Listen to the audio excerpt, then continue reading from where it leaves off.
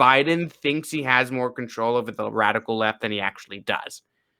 Right? I think Joe Biden, in Joe Biden's head, thinks that he is the leader of the radical left and he can kind of tell him what to do.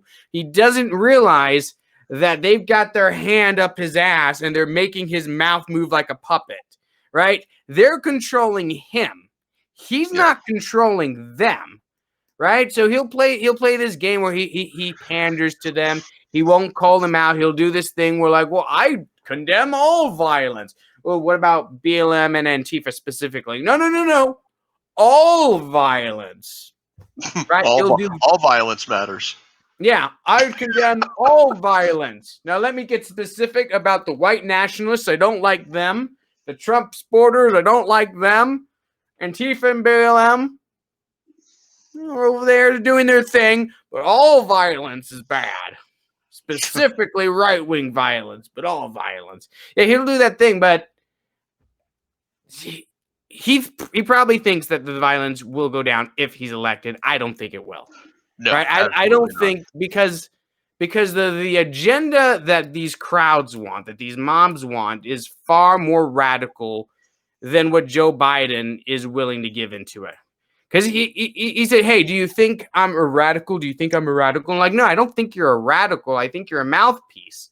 Mm-hmm. I think you're old and senile and that you're not going to survive long enough to actually hold back the radicals that you've empowered.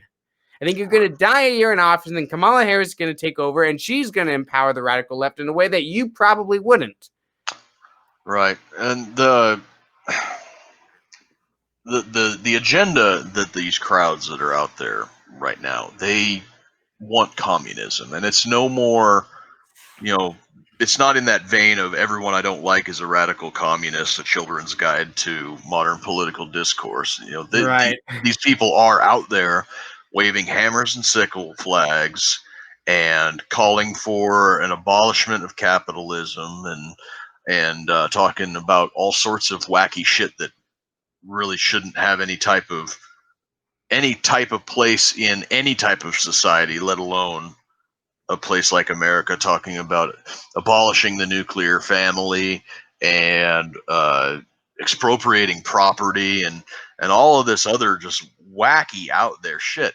And if Joe Biden, or at least the people that are marionetting Joe Biden's semi-lifeless corpse from up in the rafters, think that they're the ones that are setting the agenda, or if they think that if they take the White House and the Senate, that these people are going to be like, oh, we're on the road to our utopia. We're just a little bit closer. No. The time for incrementalism to these people is over. The revolution is now, and they're not going to subside this violence that they're engaged in right now because they don't want to deal with the institutions of America anymore. They don't want to deal with the White House. They don't want to deal with a Congress. They want to deal with whatever it is that they want, and they want that right now.